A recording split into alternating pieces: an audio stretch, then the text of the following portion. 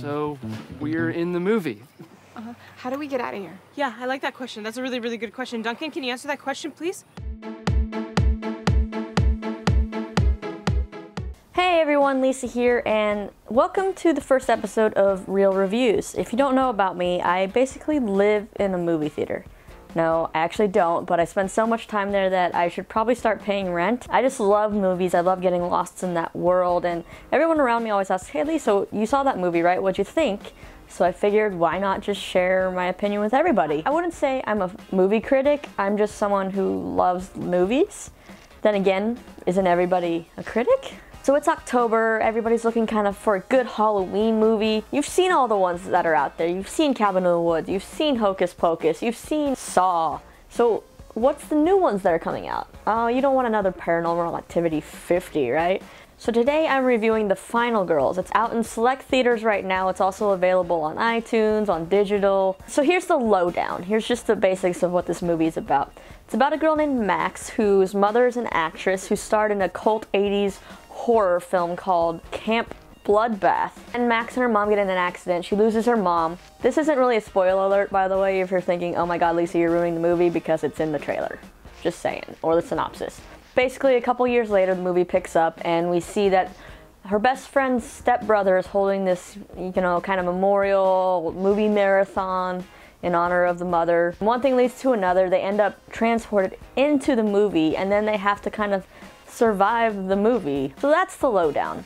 Let's move on to the pros, the things that I liked about this movie. I actually pretty much liked everything. I don't know if that's just me, but I liked it all. I thought it was very smart. I thought that it was very campy, but it's a campy 80s movie, so it has to. I thought it fit that genre perfectly. If you think it's basically Wet Hot American Summer meets like a Cabin in the Woods meets a Duff type movie. I like that the movie is very self-aware. They make jokes about it being a campy movie. They make jokes about this being a slasher film. Anyone want to help me pick some strawberries? Nope, but I'll give you a hand with those melons. Talking about her boobs. The writing is so bad. And I think that makes it funnier. I also really love the casting. I think the casting is spot on. It's got a great young cast. You have everybody from, Nina Dobrev, Taissa Farmiga, Alexander Ludwig, Chloe Bridges, Adam Devine. He's definitely a highlight. He's hilarious with all the weird and raunchy things that he ends up saying. I got into bodybuilding big time. Yeah, so. oh my god, can I touch it? Yeah, touch it. Oh, wow. Touch it. The backside's just as hard. Touch the backside. Here's the cons. A few things that I don't like. I didn't really like how some of the effects are just so fake. I'm not just talking about the scenes within the movie, because you think of that, it's supposed to be a corny 80s slasher, so that makes sense for the effects to be a little off. But before we get to that part, there's some things that just kind of look fake. Another thing that I was kind of disappointed in is, for a horror movie, or a slasher film, I want blood. I'm gonna say it. I will admit that I like things like Saw, or Final Destination. And I'm not saying this movie needed a lot of blood, it just needed a tiny bit more, because there's basically not any blood. You see people getting cut or whatever, shot at, but you don't get the blood. And I think that's probably because they wanted to keep a lower rating, I'm not sure. I think they wanted to keep a PG-13 rating since most of the actors bring in a young audience. I think they just wanted to make sure they could watch that.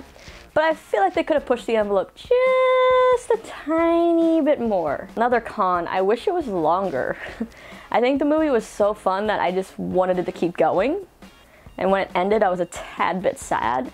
But it sort of sets up for a sequel, so I really do hope they make it, because I would totally be in the theater for it. So the bottom line, it's definitely a fun movie to add to your Halloween watching collection. I think it's going to become kind of a cult classic. Like a Cabin in the Woods type thing, but obviously a little bit funnier than that movie. And I really do hope that they do make a sequel. It's such a good blend of everything, and the cast. I also love the cast, and if there was a way for them to all come back for a sequel, I will be there opening night. Alright, so that wraps up this edition of Real Reviews, which we're spelling R-E-E-L. Get it? Punny. Yeah, I'm cheesy. Anyways, we will be back next week with a review of Gem and the Holograms, and also some exclusive content from that cast. And we'll see what else I go see next weekend. Who knows, there might be a couple reviews popping up. Let me know though in the comments below if you've seen The Final Girls, what your favorite part was, if you liked it as much as I did, if you're like, Lisa, that movie was awful, I want to know why. And I will see you guys soon, and be sure to check out these awesome videos that are about to come up. For even more Shine On Media content, be sure to subscribe and then click to the left to check out our review of Selena Gomez's Revival album, or click to the right to check out 10 of our favorite interview moments of all time right here on Shine On Media.